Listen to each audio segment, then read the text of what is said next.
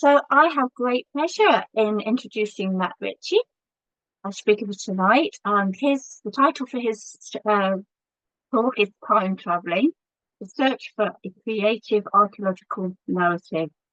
And I'll just read a little though to remind everybody, which is on the website, that in order to prepare a creative archaeological narrative of place and time and add more unconventional elements to the story, the archaeologist must seek to balance factual understanding and creative engagement. In this talk, Forestry and Land Scotland's archaeologist Matt Ritchie will describe his search for a creative archaeological narrative style. Bear with me, I've just got to give a few more people. So Matt Ritchie, Matt is the archaeologist for Forestry and Land Scotland, one of a team of national environment advisors providing advice and guidance in relation to the protection and conservation of the natural environment and cultural heritage on Scotland's national forests and land. He's studied at University of Edinburgh, leaving in 1996. He then went on to the Royal Commission of Historic Monuments and assisted on the archaeological surveys of the Cale Water in the Cheviots, then Laws on Loch Tay and the Isle of Egg.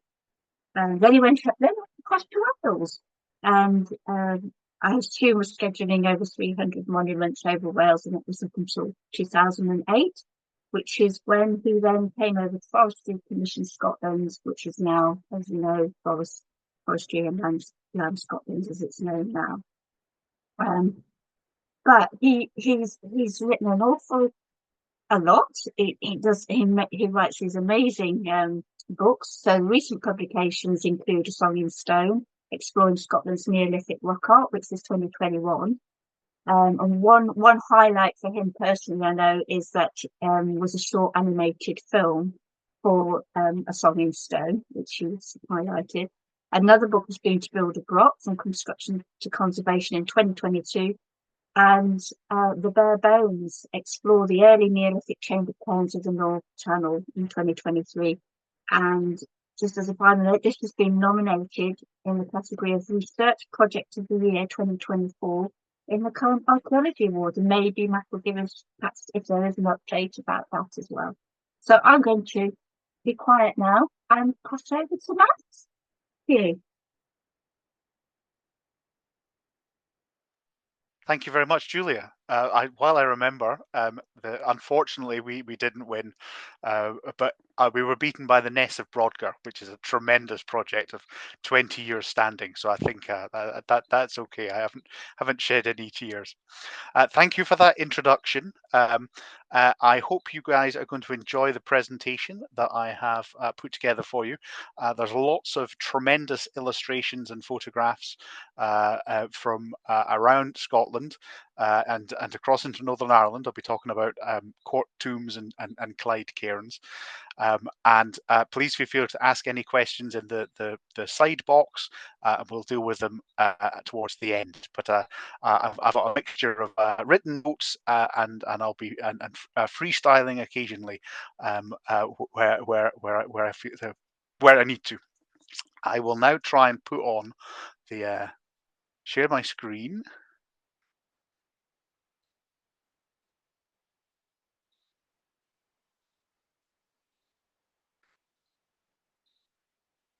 Now, Julia, can you tell me if that's okay?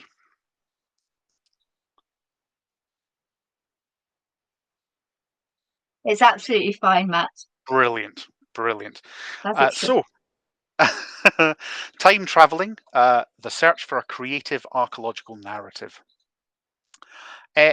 I've always thought that in order to prepare a creative archaeological narrative, the archaeologist must balance factual understanding and creative engagement.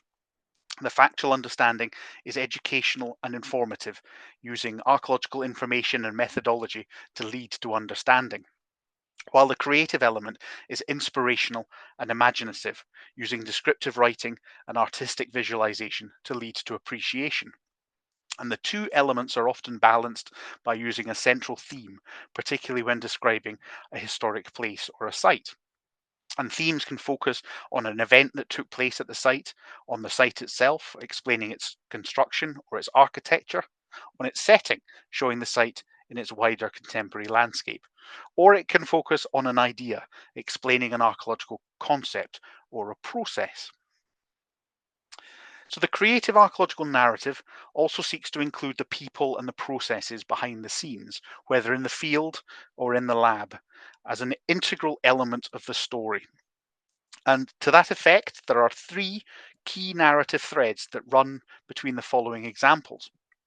There's the conservation narrative, which includes the archaeological methodology of survey and recording, of the new techniques of digital documentation and the practice of conservation management. There's the structural narrative, which emphasizes the importance of reading the ruins, of understanding the processes of construction and collapse, and of appreciating individual monuments within their wider thematic or regional context, which releases the power of the collective. And then there's the archaeological narrative, which includes creative interpretation, accessible artwork, and the importance of imagining key moments in time. So I will describe my search for the creative archaeological narrative through 5 of my recent learning resources, bookended with 2 place-based case studies. The Learning Resource Series aims to demonstrate that by engaging pupils in outdoor place-based learning and conducting meaningful research within the classroom, a creative archaeological approach can provide real and cohesive links across a range of curricular areas, helping to deliver critical thinking skills and explore the evidence that our shared past has left in our culture and environment. The series is intended to share and shape values across a wide readership with a popular communication style and bold design, and demonstrates the possibilities for place-based learning at a range of scales, particularly in terms of understanding structural condition and conservation, appreciating the various different methodologies employed, and promoting the importance of creative archaeological visualization. So our first case study explores the visualization and reconstruction drawings that are rooted in reality, guided by a measured survey and of digital documentation. This is the final artwork for Castle Hill, which is an Iron Age hill fort just above Peebles. The site is probably around 2,500 years old, give or take a few centuries. It has an unusual series of earthworks, an earlier settlement enclosed by 2 concentric rings of double palisades, followed by a later and smaller hill fort comprising 2 rampart banks and ditches. The theme of the artwork is of renewal, exploring the process of decay and subsequent reconstruction.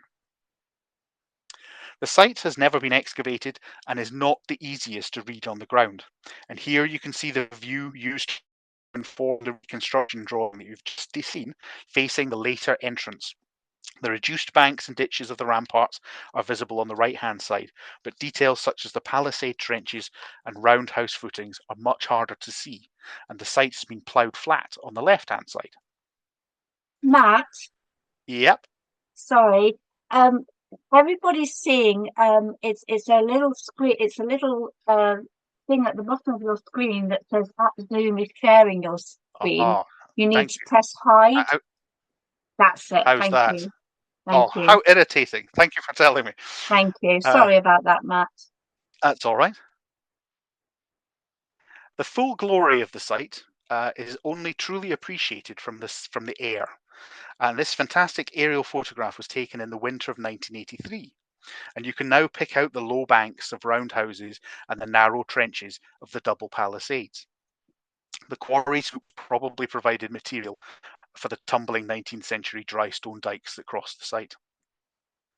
Over 3 decades later, the potential of airborne laser scanning or LiDAR to release similar detail over much larger areas is clear to see.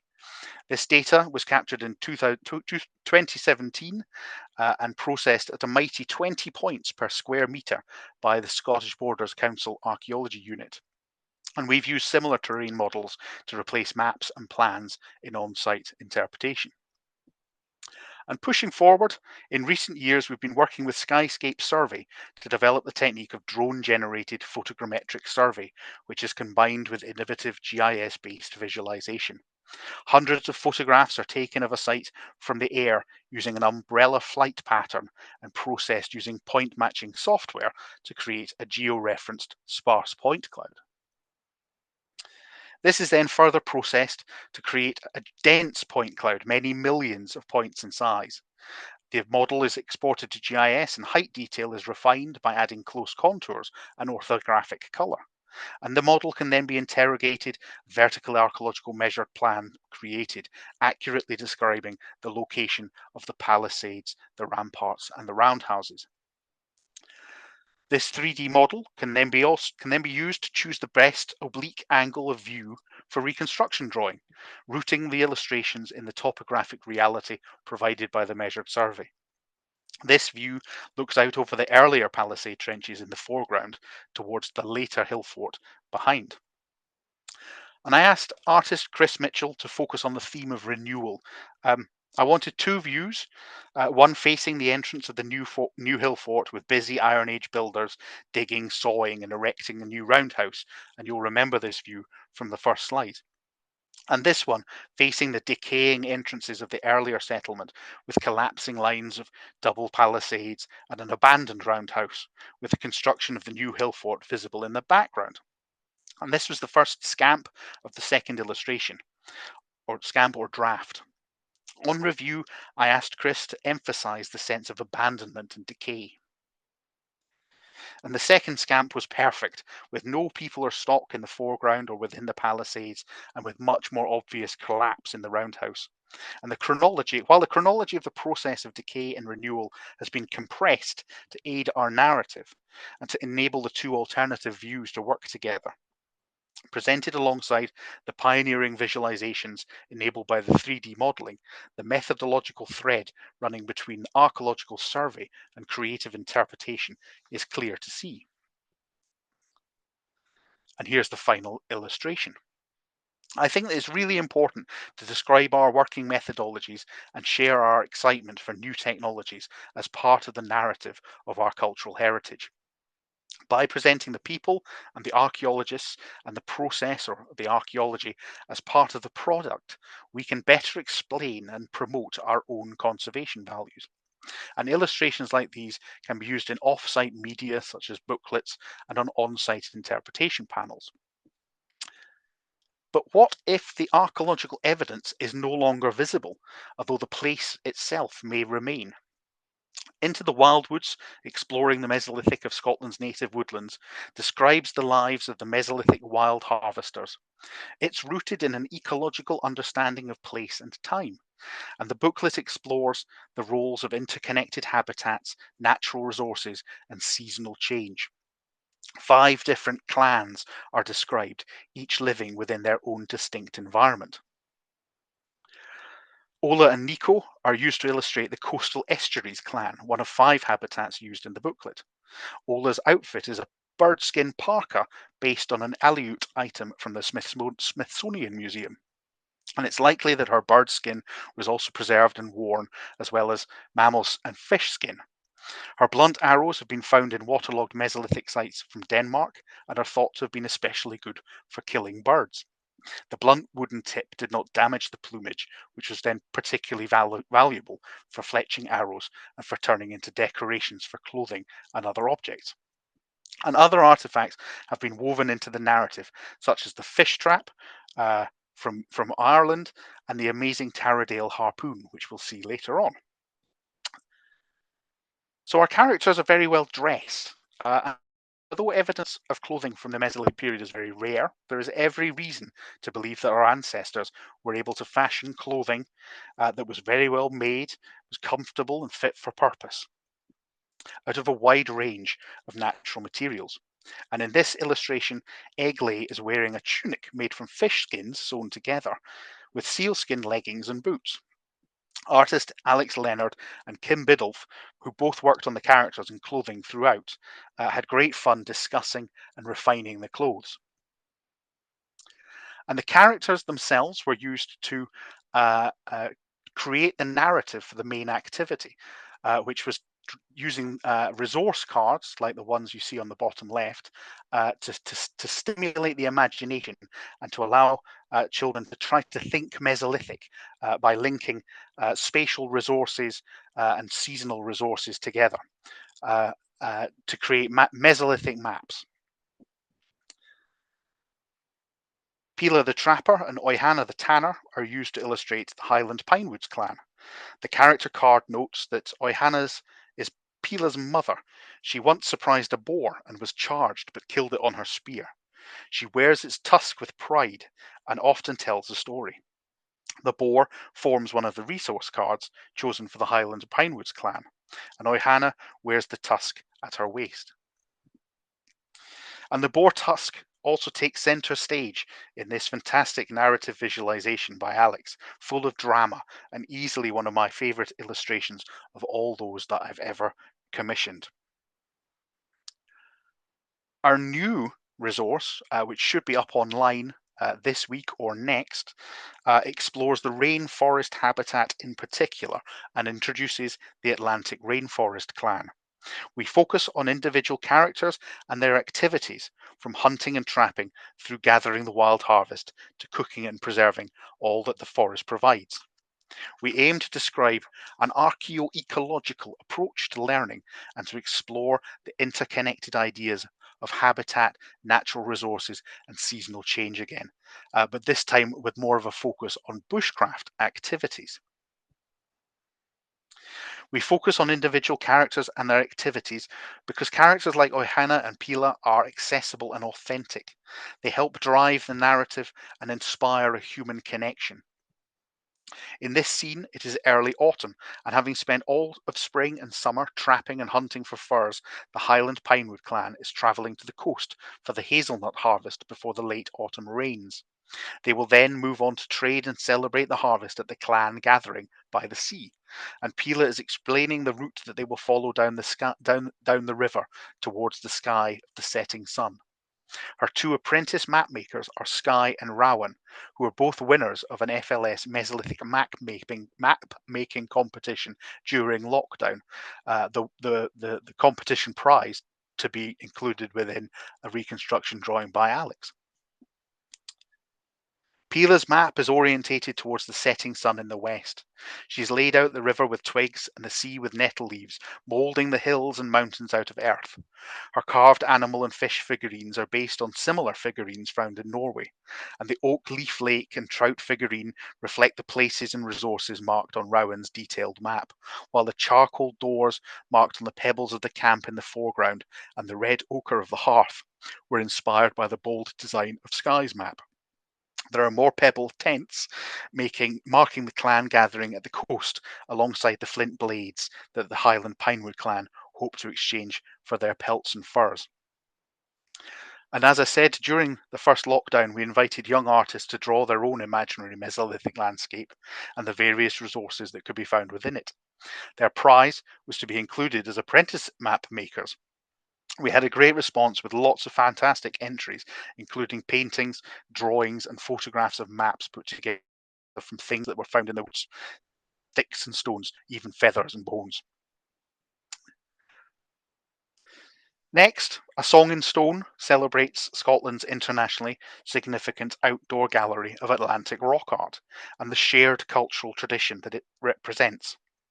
The booklet was written to support Scotland's Rock Art Project and uses an inspirational blend of objective recording, subjective analysis, and narrative interpretation to encourage both critical thinking and the creative arts, drawing on the work of leading archaeologists and rock art researchers to describe a time and tradition far removed from today.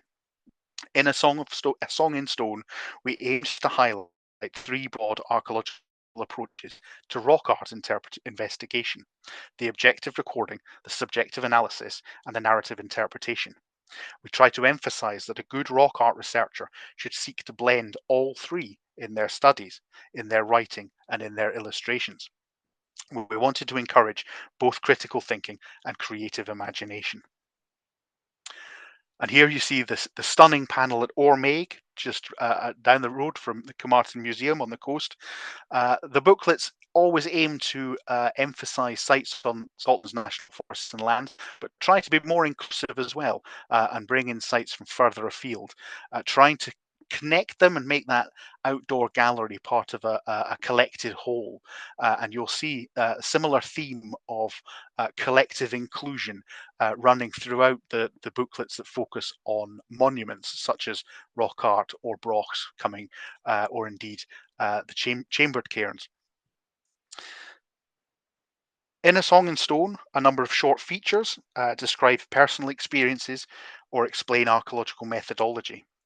And these features were designed to be used as short reading tasks in the classroom and linked to the learning suggestions that were provided by Kilmartin Museum, and which include ideas for classroom posters, exhibitions, critical thinking tasks, and creative writing presentations, and art ideas.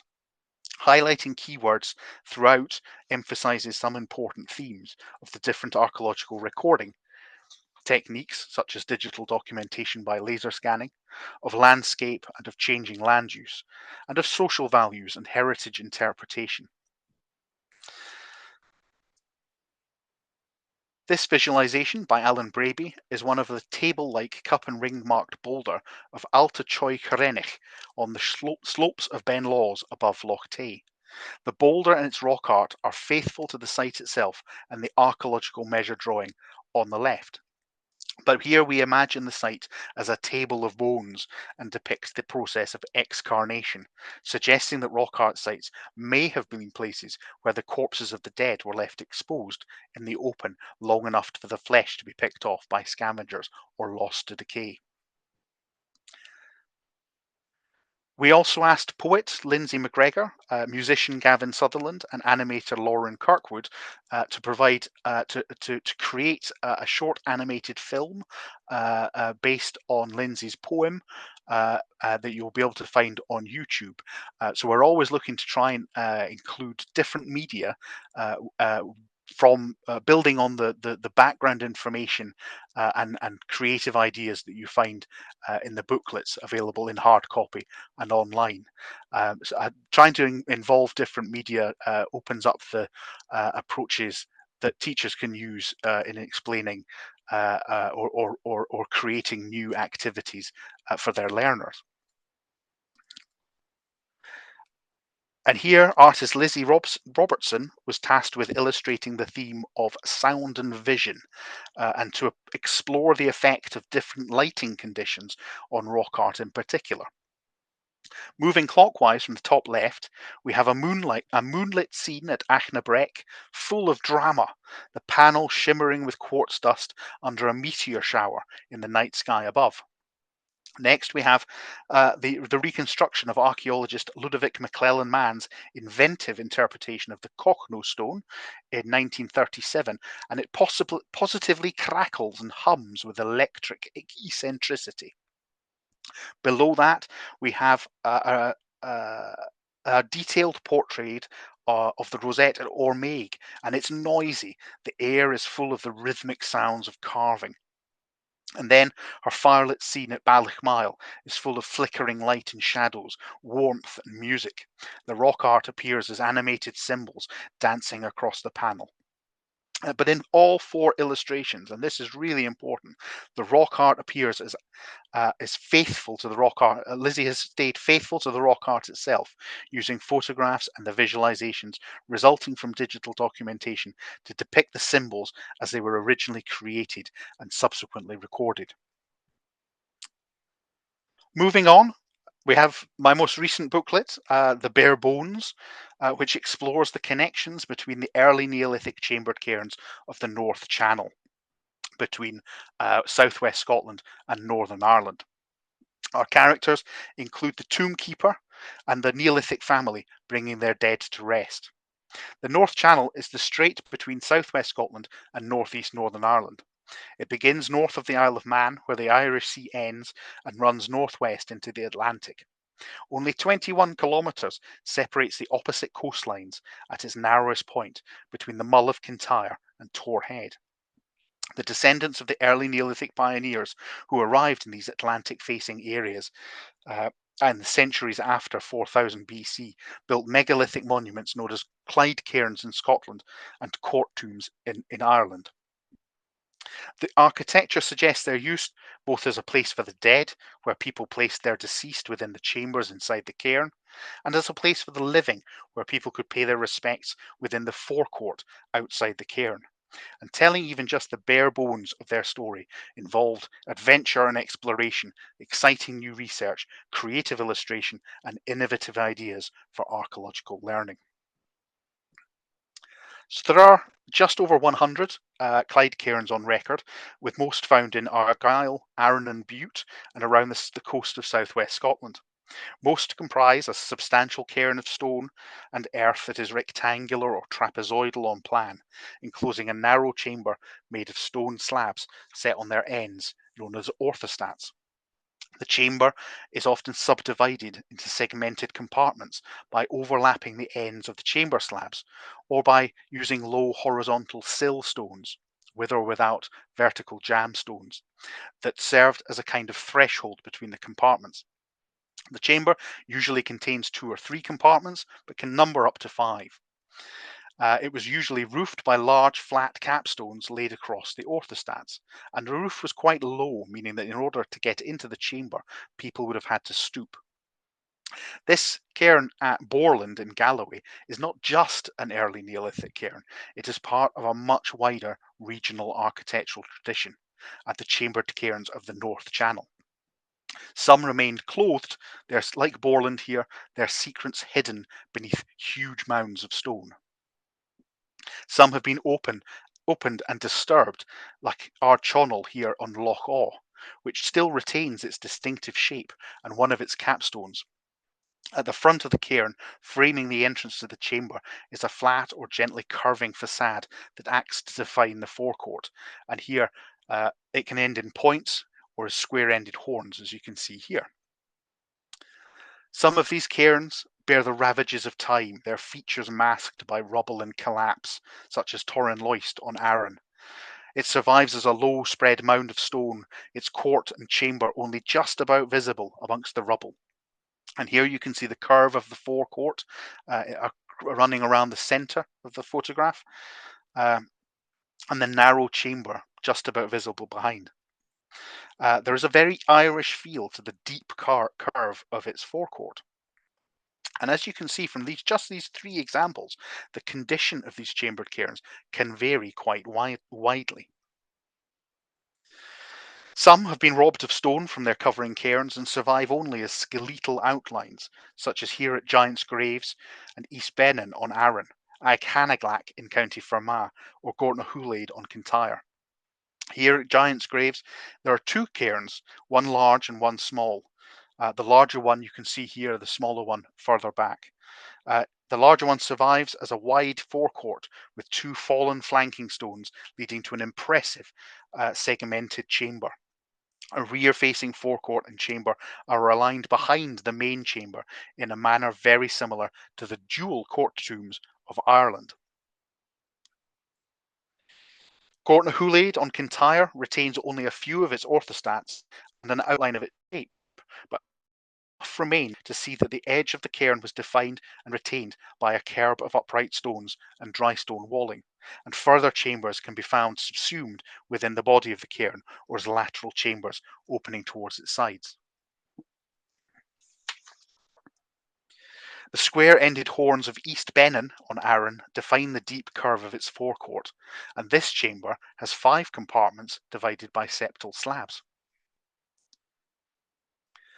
And some have been disturbed by treasure hunters, their chambers ripped open and exposed, such as here at Ballymacdermot in County Armagh. There are 400 court tombs recorded in Ireland, with most being found in the northern third of the island.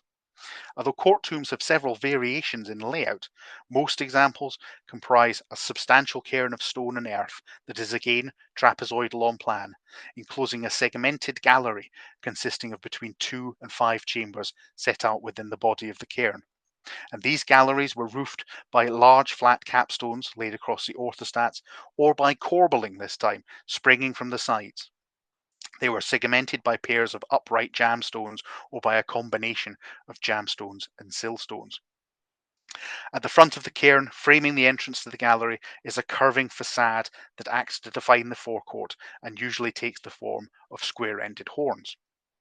And those monuments with a two-chambered gallery and an open court appear to be the most basic court tomb type, with all the other varieties that we'll discover soon being more complicated variations on this plan. And here the court tomb of Ballymcdermott in County Armagh sits on the inward-facing stone slopes of the Ring of Gullion.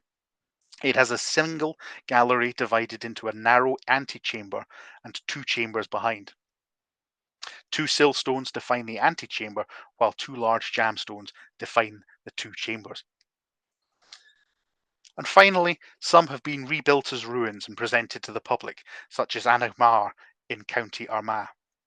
This court tomb has a gallery with three chambers divided by jamstones and two subsidiary chambers set at the rear of the cairn and opening towards its sides. However, many more have been lost over time, with only a handful recorded as ghostly plans in the pages of antiquarian journals or as spectral sketches in the notebooks of their excavators, such as at Lochhill or the Slucairn near Dumfries. Nothing remains of the Slucairn but the outline of the excavation trench and two huge stone spoil heaps. So this photograph shows the cairn during excavation in 1971, and it was excavated completely away into the spoil heaps that you can see on either side. In describing the various architectural components in such detail and using terms such as skeletal, the states of preservation and decay that may be encountered are better understood, and each cairn is appreciated as part of a wider body of tradition. We also use the design concept of the X-ray photograph throughout, and the importance of the architectural terms mirrors the importance of the anatomical terms that we use later on when we turn our attention to osteoarchaeology. And here you can see Gortna Houlade on Kintyre from previously, both as an oblique and as an outline of a plan that was derived from the laser scanning. And you can see the main facade and the main chamber, but then the lateral chambers opening in from each side.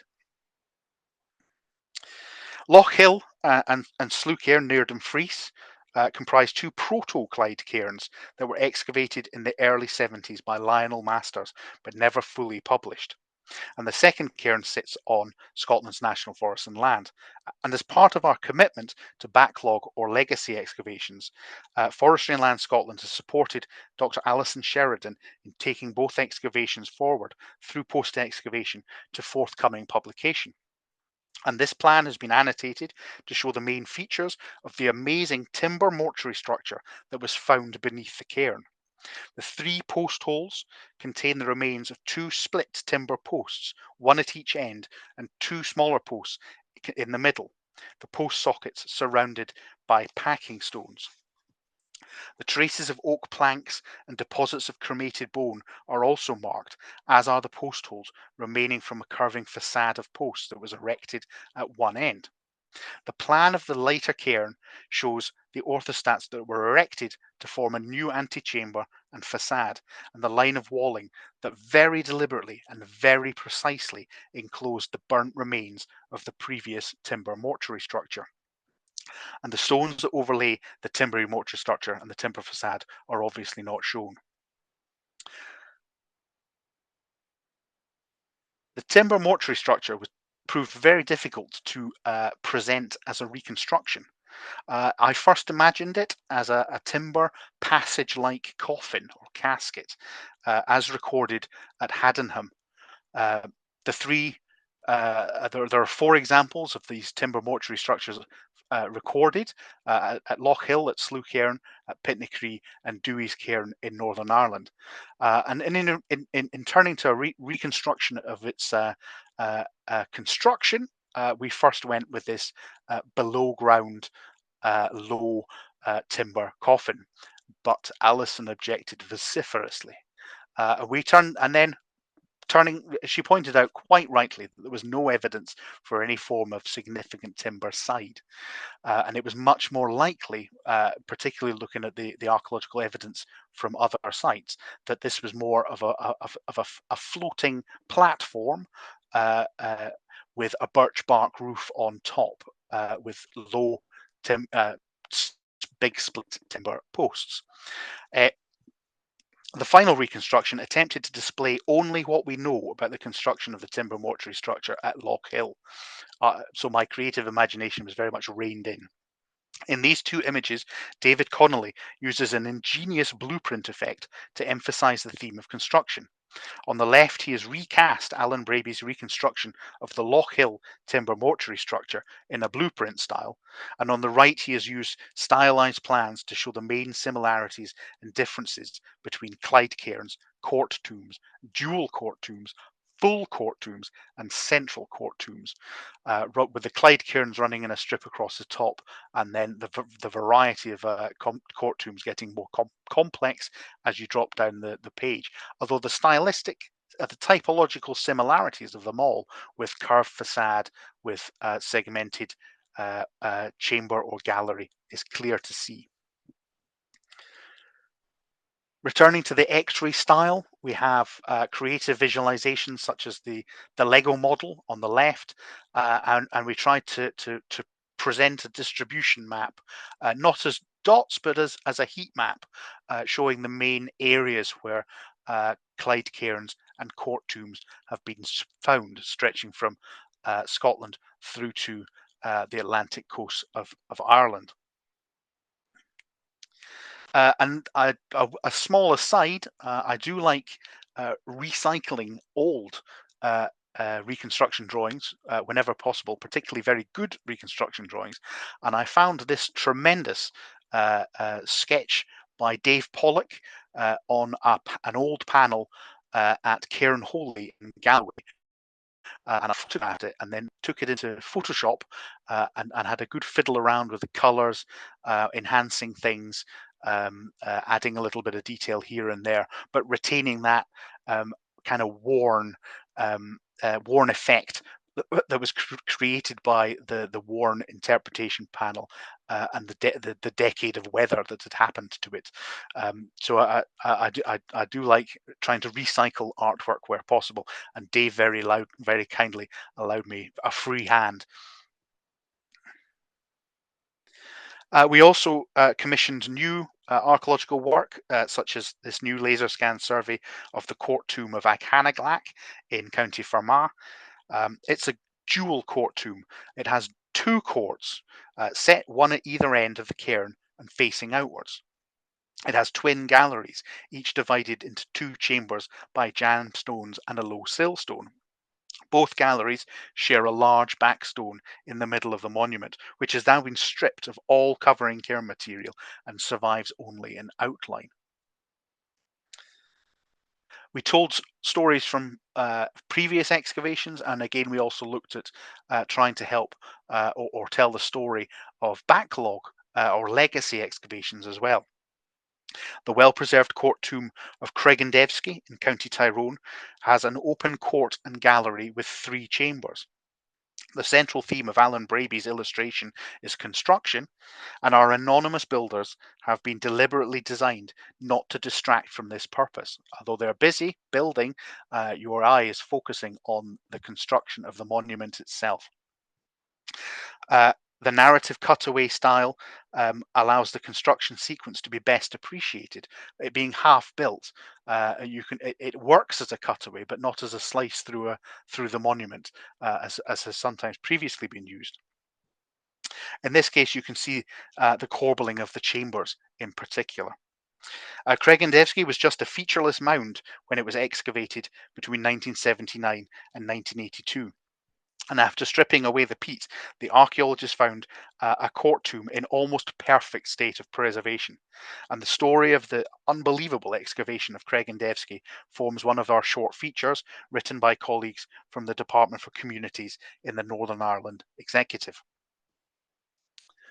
Looking to that archive style of backlog excavations that we saw again at Loch Hill and at Slucairn, we used a sort of recreated slide effect to take archive photographs of the excavation and present them anew. And this is the excavation, the story of the excavation of Ballyglass in Ireland, forming another short feature. And it's one of those court tombs that faces inwards, a central court tomb. Uh, Artist Liz Myhill took inspiration from the giant's graves on Arran with a set of lino cuts that capture time and motion in the slow growth of the lichen, the swaying dance of the ferns, and the quick gusts of wind in the air. The dramatic setting is explored through the lens of landscape, seascape, and skyscape. Liz's lino cuts link the whole series together and always provide the colour palette for the designer Ian Kirkwood.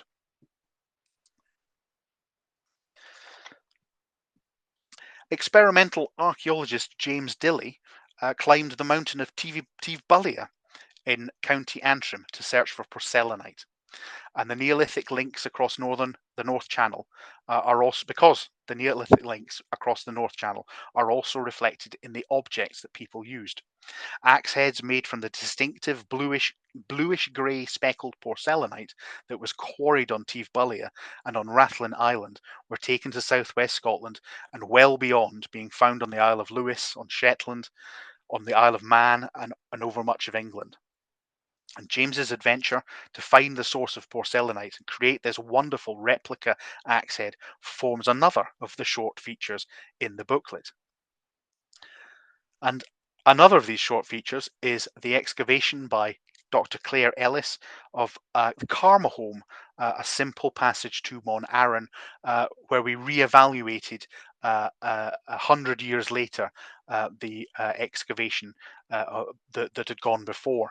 And I'm not going to talk too much about this because we are presenting the results of this exciting small excavation of these simple passage tombs at the Archaeological Research in Progress conference next weekend. So I can't tell you too much about it other than it's exciting. So our supporting creative archaeological narrative uses these accessible characters, including children, and places them in an imagined past.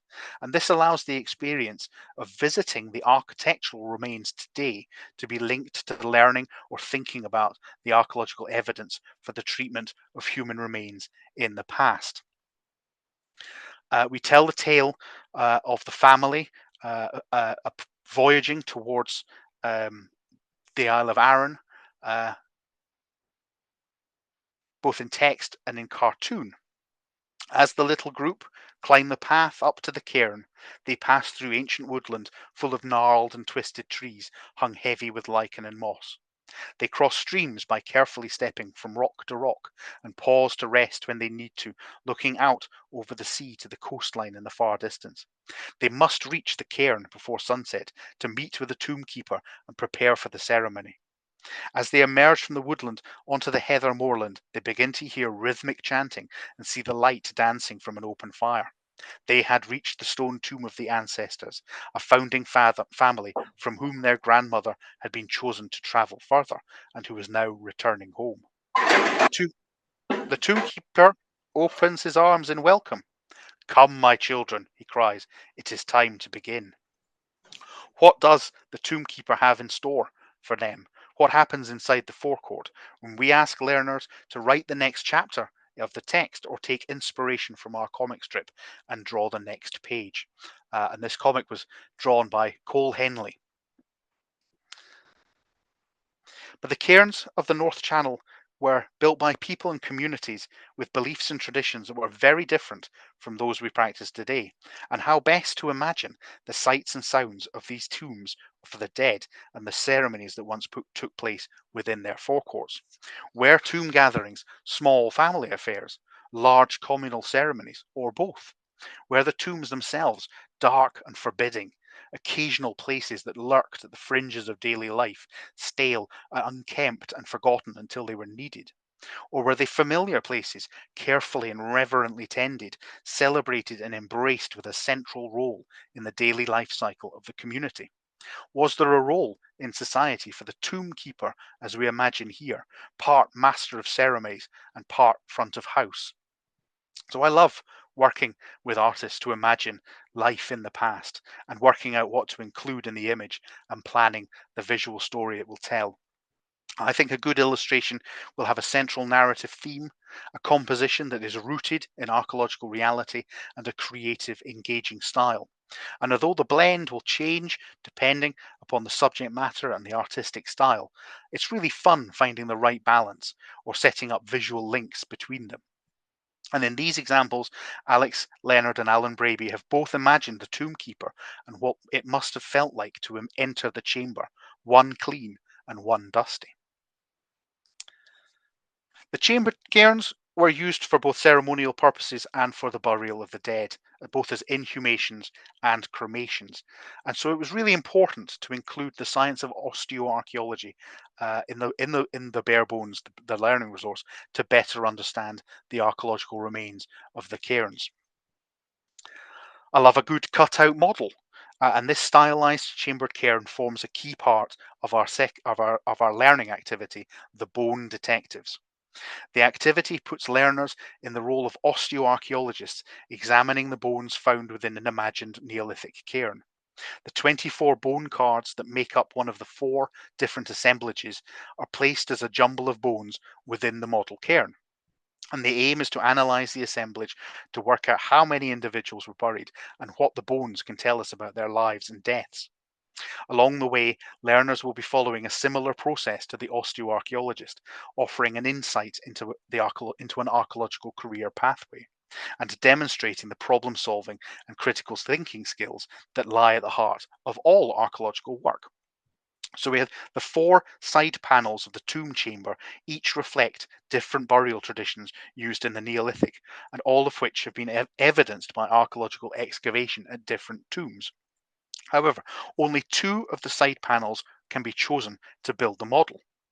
There is push to the back, where earlier burials are just pushed to the back to make room, a mass of disarticulated skeletal remains comprising odd bits of multiple individuals. You could have laid out neatly, where long bones and ribs have been laid out neatly in rows. You could have ritual piles, where they're reordered and arranged with skulls to one side and leg bones to the other. Or even laid out individuals, a fully articulated skeleton. Building the stylized tomb creates the ideal opportunity to talk about the 4 burial traditions depicted and how the tombs were used.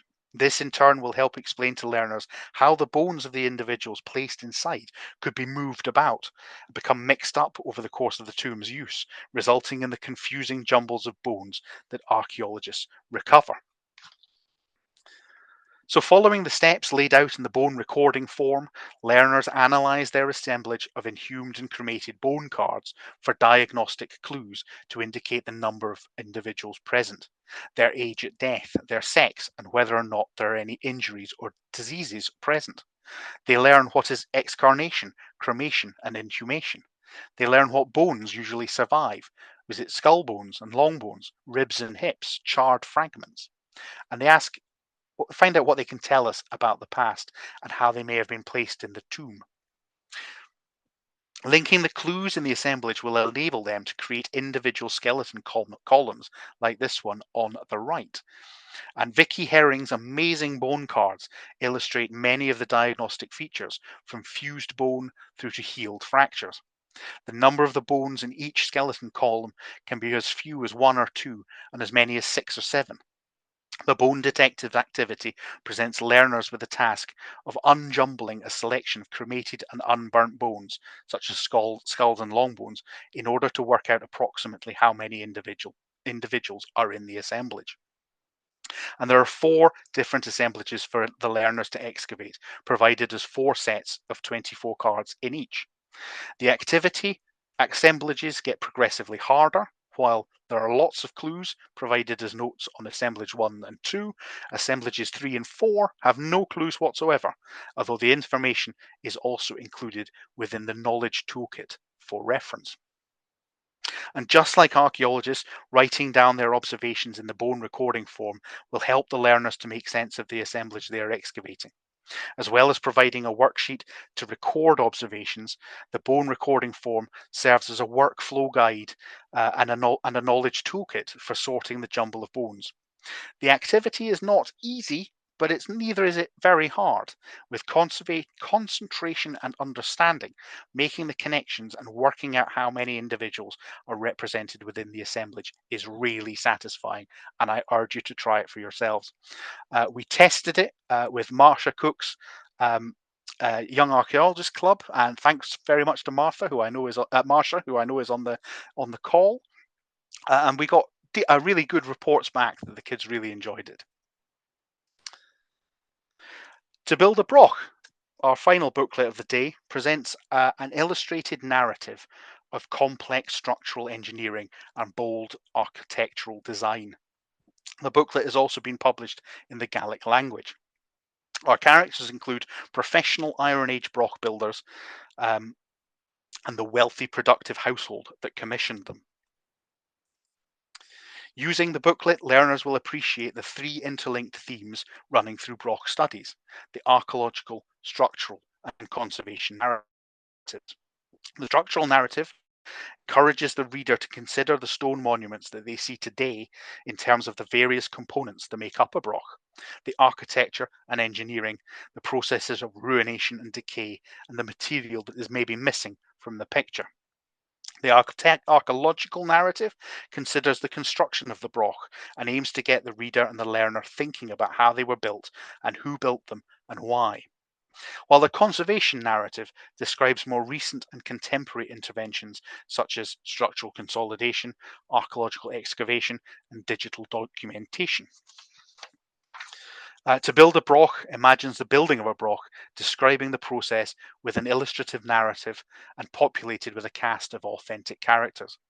It assumes that brochs were domestic structures constructed by experienced builders commissioned by well-to-do productive households, likely in relatively stable times of plenty when they had the agricultural surplus and resources to devote to building elaborate, high-status display architecture. However, although perhaps the most likely, it must be remembered that this is only one possible scenario. I feel I should point out that that is myself in the left-hand side of this picture, and this was the first picture that I took with my new drone, which has revolutionized my fieldwork, and the ability to take low-level oblique photographs of sites like this is honestly a game changer for the field archaeologist, and you can see how delighted I am waving at myself in this photograph. I'm moving on. Brochs are often described as icons of Scotland's prehistory, the celebrated cover stars of our past. But have archaeologists created an accessible icon where the broch builders matter as much as the brochs that they built? Were brochs built by the community, a shared building tradition similar to a barn raising? Were they guided by specialist broch builders who had all the requisite engineering and masonry skills? Who commissioned them and why? For decades, archaeologists have discussed broch architecture, creating structural typologies and arguing about nomenclature, categorizing and recategorizing the various features. But there is no standard broch, no broch blueprint. Brochs were a diverse collection of distinctive structural components present in different ways in individual sites. Even amongst the best preserved broch towers, notes Professor Ian Armitt, no two are exactly alike in size, design, or layout. So the booklet describes these structural components and aims to help the reader read the ruin for themselves, an eye spy looking for features such as the double walls or the scarcement ledge. So I was standing recording the Broch of Castle Grugeg that you saw back there from the drone photograph when I was approached by a group of walkers, and I immediately switch into archaeological ranger mode and take them of a tour of the Broch, and I'm describing all these structural components. I'm showing them the passageways, the staircases, and the scarcement ledge. And I do realise that I'm acting not as a I'm not talking about artifacts or people. I'm very much talking about the architecture of the broch. I'm almost acting as an Iron Age estate agent. And when I got back to the office, this got me thinking, and I created the following brochure for Dunsonchus, an impressive defended homestead occupying a commanding coastal position with adjoining pasture and arable land.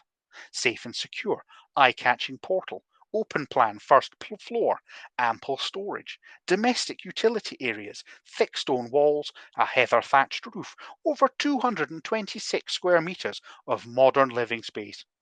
The property is a generously proportioned detached circular dry stone tower in the popular Atlantic roundhouse tradition.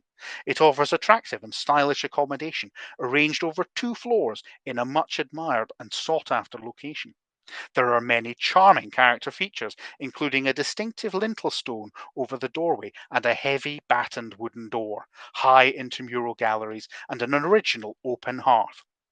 Access to the upper floor is via a curving stairway set within the walls, and a heather thatched roof with exposed timber beams affords protection from the weather, good insulation, and additional storage solutions.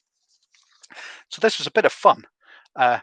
However, it soon formed the theme that was running through the booklet. Our core set of illustrations aimed to help imagine the building of Dunsonchus and the various structural components involved. The central theme of the series is construction, and our anonymous builders are again deliberately designed not to distract from this purpose. Our narrative cutaway style allows the construction sequence to be best appreciated, from laying the foundations through suspending the timber floor to raising the roof. The cutaway is part of the story and not an intrusion or a modern invention. We also wanted to emphasize the huge quantities of stone and timber required in building a broch, and these are depicted within the surrounding building site as ever diminishing piles. The famous double walls, which never have window openings, are knitted together with stone cross ties reaching across and forming galleries. They rise to form tapering towers with individual cells and longer and taller galleries set within the thickness of the outer and inner walls. The circular wall footings can be either solid walled or ground galleried. Although the iconic broch of Musa on Shetland stands to a height of 13 metres, it's very likely that the great majority of brochs were shorter. The style of the wall courses depends on the local stone, with sandstone and schist laminating into long, even slabs and resulting in neat walls, with gneiss and basalt providing more angular and irregular blocks. Access to the broch was by an entrance passage, and the door was often set against a rebate or a door jamb, barred by a timber bar that was placed into bar holes on either side of the passage. A guard chamber is commonly found on one side of the entrance passage, and the stairway to the upper level usually corkscrews in a clockwise direction between the inner and outer walls, and forming separate flights that rise from the ground floor to the first floor, and then from the first to the second levels if there was one. Standing within a ruined broch and looking around the interior, you will often see various entrances to the cells, the galleries, and the stairway. There is also often evidence of a vertical, stacked void within the inner wall face, which relieves stress within the wall and perhaps provided access to upper levels, and a horizontal scarcement running around the inside, a stepped ledge likely providing support for the timber floor forming the upper level. The ground floor level of many brochs is uneven and may have been used as a cellar or a byre. And most brochs stand in splendid isolation, although some have surrounding walls or earthworks, sometimes an additional blockhouse, and even in rare cases surrounding villages of tightly packed cellular buildings enclosed by ramparts and ditches. So archaeological measured survey creates a baseline record that can inform research, conservation management, and condition monitoring. The results can include maps, site plans, architectural elevations, and 3D models. And creative archaeological visualization can take these products one stage further. And we used the digital documentation or the laser scanning of Castle Grugeg to inform the layout of Dunsonchus in this series of three reconstruction drawings. rooting the reconstruction drawings in reality. Turning to our characters. This broch is only my second.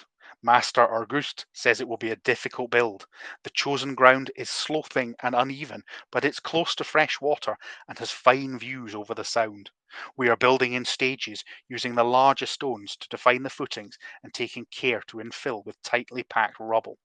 Soon we'll start building the inner and outer walls, knitting them together with cross slabs as they rise.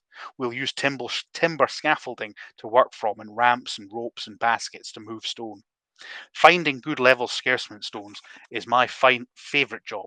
At that, and then tying them tight into the wall so that they can support the timber floor beams. The locals have made us feel very welcome with lots of good beer and grub, and have been helping with all the heavy lifting. And the young uns love helping me find the pinning stones. Our broch will be finished soon.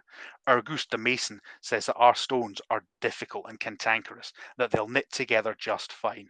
He is using the largest blocks to lay the foundations and line the entrance passage, and has already set aside our special three-sided lintel stone, ready for lifting into place above our doorway.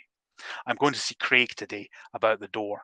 He's our woodsman and is charged with finding the very best timber to split for the floor and roof beams. I want our door to be strong and sturdy with good oak and iron nails. Our door must be welcoming to guests when it's open, but quick to close and strong enough to withstand any enemy axe. Auguste has already built thick door jambs and placed the bar holes for the timber bar in the facing passage walls. Our assumed social hierarchy describes brochs as commissioned by well-to-do, productive households, where they had the agricultural surplus and the resources to devote to building such elaborate high-status display architecture. Our imagined model allows the archaeological narrative to be readily assimilated into our fictional spoken narratives and visual depictions. For example, the wealth and status of the household is on display in their clothes and jewellery, and can be compared to the functional clothing of their retainers or the hard-wearing leather of the stonemasons. Characters like Unuist are again accessible and authentic, and they help drive the narrative and inspire that human connection. And they can include elements of the wider Celtic context. So Unuist has a copper brooch and a torque based on a set that was found at Old Dearn in the Highlands. Thinking about the use of timber and stone and the key moment in time, I just thought I'd give you a quick illustration of the sorts of instructions that I give to the artist. I'm not claiming to be an artist myself, but I'm trying to think about composition and where they're going to fit into the final product. So here we have 4 illustrations of timber and stone within the broch. An artist, Lizzie Robertson, turned them into something much better. She used warm colours, contrasting light and shadow, and the texture of the timber fixtures and fittings to explore the domestic character of Dunsaunchus in a manner of an estate agent's property brochure. Light from the morning sunrise captures the dust dancing in the welcoming open doorway, while nighttime firelight escapes from the guard chamber and lamplight illuminates the top of the stairs. The first floor is snug and cosy, the roof is warm and dry, and the barred door is safe and secure. The broch is no longer a cold ruin, but a new home, snug and cosy and almost ready to move in. You can even feel the draft in the stairwell. This broch will be my last home. It was such a relief to see it finished and to finally move in. We carried the burning embers from our old hearth to rekindle in the new, and gave thanks for our good fortune. But the broch will be more than just my home. It will be home for my kin for many years to come. While I rest by the fire, I use the time that is left to me to tell my stories to the children. Stories of the gods and legends long ago, stories of heroic deeds, of great battles, and of places far over the sea, but also stories of their own kin past, so that they can tell them to their children in turn. I keep an eye on young Coblaith, the daydreamer. She means well, but her head is always in the clouds. If I didn't help guide her cooking, the stews would go unseasoned, and the bannocks would always be burnt. Our core set of illustrations helps to imagine the building of Dunsaunchus and the various structural components involved. The central theme of this series is of construction. Sorry, I've read that bit. Alex Leonard populated Dunsaunchus with our extended family, imagining their first meal together around the hearth. The image blends the towering architecture of the broch's interior with the homely domesticity of cooking over the embers. The family has just moved in, and the only thing lacking is a pile of cardboard boxes. Musa is unique among brochs in being referenced in pre-modern literary sources, appearing in both Egil's saga and the Orkneyinga saga. However, the ruins of brochs would have been significant features in the landscape long after they were abandoned. A broch may be shown on a panel on Sweno stone, an impressive Pictish carved stone in Forres. On one side, the stone bears a large cross and what may be a royal inauguration, and the other depicts scenes from a great battle. Carved in the 9th century AD, Sweno stone is a complex blend of symbology and reportage, and this 21st century recreation by David McGovern allows us to appreciate the carving as it once looked. Whatever the central object is, in this horrifying massacre scene actually is, and it has been interpreted as a broch, a bell, or a furnace, it's clearly very important. Thinking about mixed media, so this was about trying to create reconstruction drawings in stone and in material and in cloth. So the broch builders of Iron Age Scotland were connected to a much wider Celtic world of Celtic language and culture.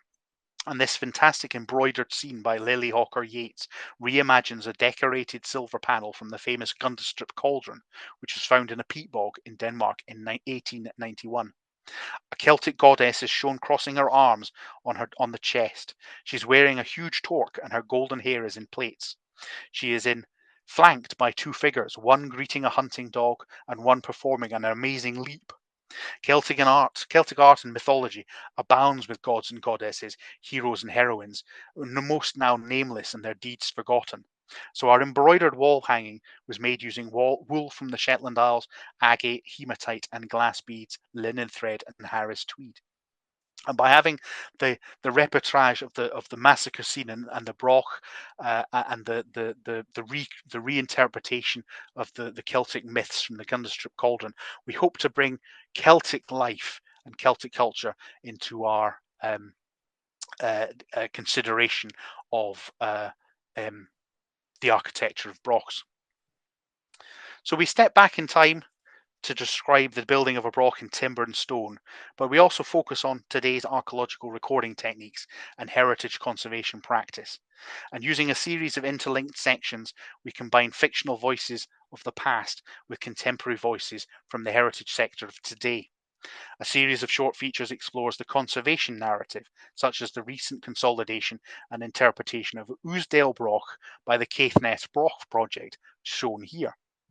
From digital documentation and archaeological excavation to conservation management and interpretation, these short features aim to share and promote the conservation ethos behind our work, to tell the whole story.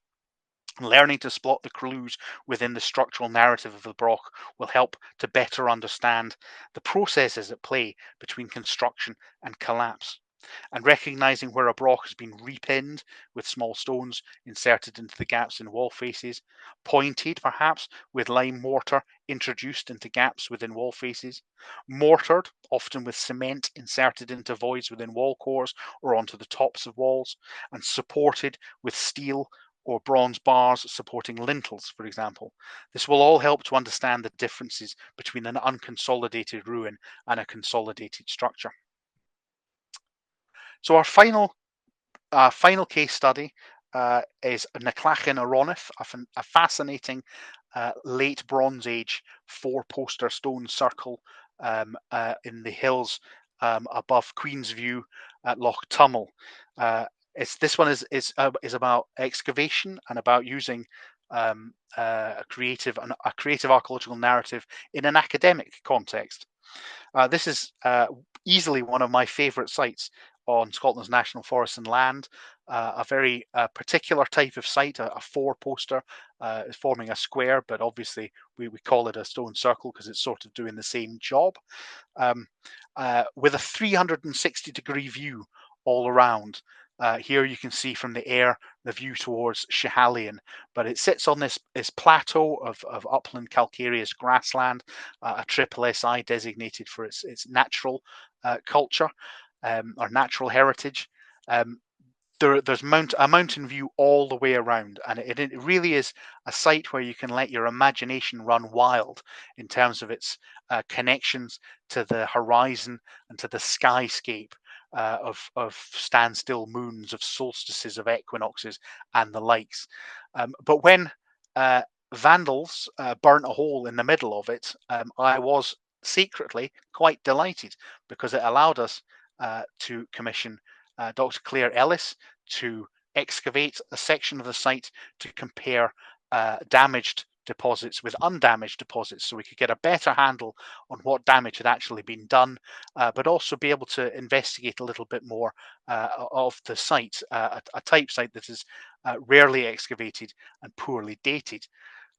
Claire discovered in the centre of the four-poster, underneath the stones and the cairn that surrounds it, a cremated deposit of a 35-year-old woman, roughly, who had been cremated off-site, and the charred and boned fragments carefully collected and then placed in a pit, with the site, with the four-poster and cairn placed on top. Clearly a very, very important person indeed. And we created this narrative that blends both the archaeological evidence of the cremation with the landscape archaeology of the 360-degree view, the really fine antiquarian sketches made of the site by Fred Coles in 1908, and our ideas about greeting the rising of the summer equinox between the summer solstice between Carnleath and Beneglow in the northeast. And this formed one of the centerpieces of the academic report of the excavation, taking the excavation details, but also trying to present it in a kind of poster format as well, within the report. And you'd find that you can download that from the Tayside and Fife Archaeological Journal, available free online, and a really fine excavation report. And that's me, with a thank you to a wide range of people, all the people, the fantastic professional archaeologists, artists, photographers, designers, all the folk who collaborated in putting these resources together, and in helping me in my search for a creative archaeological narrative. Thank you all. Thank you so much, Matt. I'll just let you come I back might to have the gone on a full bit. screen. Oh. There we go. There.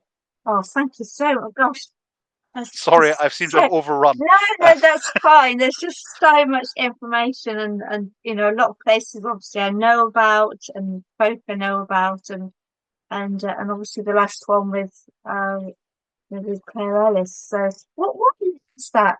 The stone circle, the last site. What year did Claire do the That would be excavation?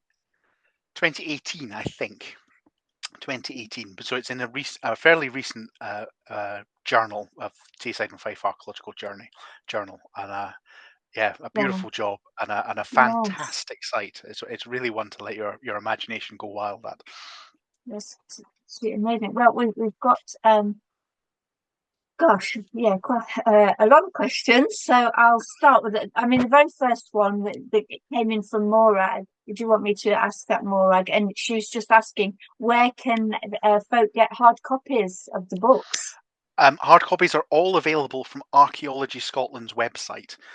So with all profits, all proceeds going to Archaeology Scotland. So we simply gave them lots of boxes, it means I can devolve myself from the difficult task of distribution and of handling money, and all with all proceeds going to Archaeology Scotland. So visit their shop or their website, and you can get hard copies of all of them at a reasonable price. And Yes, yeah, I do recall seeing them on there. Hamish has got a question for you. Do you want to ask it yourself, Hamish? Unmute and ask, or do you want me to ask it?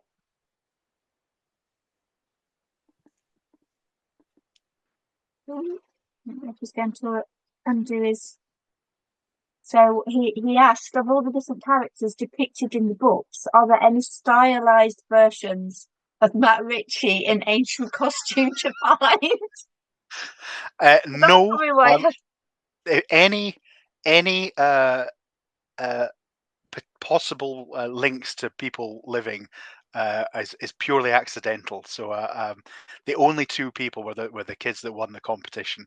Alex much prefers, I think, to be able to really work on getting to grips with the character and to create them anew. And I think that's what makes them so good. I mean, he puts in a lot of time and effort into getting a really um, a really believable character.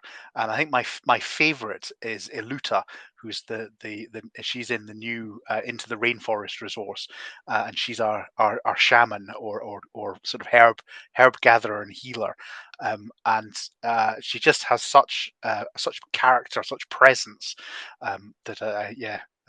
I'm really I think he does a brilliant job. So I try not to get involved in telling him much about what the characters should be, other than No.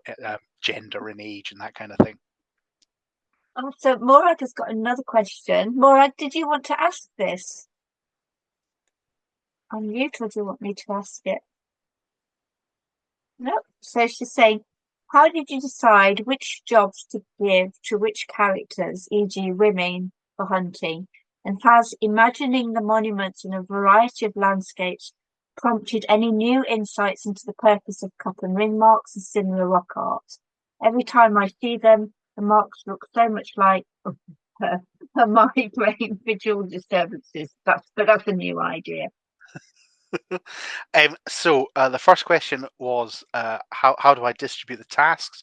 Well, I think that was very much in collaboration with my other writers as well, and we were always trying to be as uh, uh, to try to create as good a picture of ancient past as we could, sensitive to today's society, I suppose is the right way to put it. So it was always making sure that we had young girls doing action stuff. We have old folk in there being useful. That's it. Yeah, I'm beginning to dig myself a massive hole, but it's we try our best to Yeah. be inclusive and diverse. So Caroline has just sort of given a lovely comment. She said, I never thought of public engagement, heritage interpretation as comic strips and drawn stories. It's just what we need everywhere in the archaeology sector. And then we've I got a, grew up on Asterix, so it's that kind of cartoon strip is deeply yeah, embedded, close to my heart. how did Yeah, I? Kate, did you want to ask your question about, nobody seems to be coming on to ask their questions this evening, so I'll ask it for you. She says, how do you deal with changing creative interpretation and knowing that your interpretation is representative of this point in time? that's an excellent question.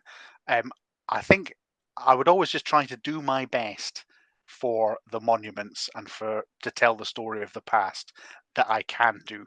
And we're always going to be uh, proved wrong in certain cases. I mean, it's an evolving science, so I always try to do my best with the at the current state of knowledge. But it is amazing how fast things go out of date. For example, I mean, not just Hamish's amazing discovery of the stag in the cairn in Kilmartin for the rock art missed the cut for the first edition of A Song in Stone, Yeah. and is part of the second edition. But it forms a fantastic link, an incredibly important link between Iberia and Scotland, and would have made much more hay had we known about it at the time. So it's amazing how fast things can change. Oh, somebody's just commented that they've obviously gone to have a look at Archaeological Scotland website, and it seems to be unavailable at the moment. I have to say that I was on the site a couple of nights ago, and again, it kept saying error. So I think they've got a problem with their website at the moment. I Um, will let Gavin know. yes, yeah. Another question from Claire. Claire, did you want to ask your question? Sure. As you say, so the illustrations really make you think about things. And that first one of the hill fort, the orientation of the entrance was almost 180 degrees opposite the original one. So I was just wondering if you had any thoughts on what would cause that change in direction. That's a good question as well. I mean, I suppose it suggests that my compression of the chronology may have not been quite as simple as it would seem. I think it you're quite right. It would be more likely that the old one had properly fallen into disuse, and then the second one is built without reference really to the first, other than its location. But I was trying to tell the story of the ruins that you can see on the ground and include them both within the illustration. That kind of palisaded enclosure is very typical of the borders, but rarely depicted, rarely talked about, really, because the natural instinct is to go to the big dump ramparts of the hill fort. So I wanted to try and include them both and compress the narrative, but it's one of it's quite possibly a a narrative jump too far, demonstrated by your point there about the opposing entrances. So you think there's probably a gap in Yeah, habitation? I think it's more likely that the palisaded enclosure had properly fallen out of just out of use, was then several hundreds of years later a hill fort is built on top. I mean, we are talking about almost 1,000-year time period that they could have been built in. The sites have never been excavated, so we don't really have that date. So when I say they're sort of 2,500 years old, give or take a couple of centuries, I really do mean give or take a couple of centuries. Makes sense. Thanks. Okay, so Caroline's got a question as well. Did you want to ask yours, Caroline? I can't see her. Oh, I'll try if that's okay. Oh, yeah, there you are. I couldn't see you. There you go. Go ahead. Yes, thanks very much for that presentation. That's fantastic. I was wondering if you are the one doing all the research, or if assistants or maybe the artists do some as well, especially in the building broch. All the outfits are just spot on the archaeology. There's building techniques, environment. There's so much. Do you do it all? No. So it's a very much a team effort with lots of collaborators. My role, I guess, is to stitch it all together towards the end, so that there's a common kind of brand identity. Edit them all, but when it comes to things like the clothing, for example, very much Kim and Alex working together, and Kim doing the research to get the clothing right. The uh, Thinking about structural stuff. A lot of it is actually choosing the composition, and then the composition allows the story of the construction and how it was built to be told. Yeah, very certainly not all my work, and very much the work of a large team who's all pulling in the same direction. That's okay. Caroline, I recognise your voice. Caroline also said Strix has to make a comeback in Britain. She can already see the inspiration. And there's one. I think I'm not sure if it's a question or not. It's another one from Morag, sort of the last one, just saying that when she worked on Glasgow in 1990, they had 6 different artists doing the comic panels for different aspects of Glasgow history. And as so many of the 2000 AD artists came from Scotland and Orkney, and it was the only reading matter on some excavations in the 1980s. It's a very appropriate art form for archaeology. We've just got thanks coming in. So, anybody just want to have a final question, or is that it for this evening? I think that's it, Matt. So Well, it just leaves me to say thank you so much for an incredible talk this evening on behalf of everybody that's attended tonight. It was thank you for inviting me. It was a very pleasure. good of you to come and do this for us. And yeah, I mean, I have to say that into the the wildwoods and the Song of Stone. I mean, Jacqueline and I use it with schools all the time. I think all of the books when we've visited the school, you've always given us plenty to give out. So most of the schools in Argyll have got those. Good. Obviously, we're just starting on the bone detectives, and really looking forward to the new one. So Good. and doing It's the rainforest. and especially with our Yorks, our Young Archaeology and Wildlife Club, we use a lot with them as well. So they're looking forward to the new one. So Good. Well, I urge everyone to go to the Bare Bones and print out the osteoarchaeology bone cards and have a go at doing the assemblages, because it's a really satisfying activity for all ages. Yeah, great fun. so thank you everybody, and we'll leave it there for tonight, and we'll see you again next month. Just to say thank you very much and well done. Thank you, Will and Margaret. Thank you very much indeed. Thank you. Bye-bye. Bye. Thank you.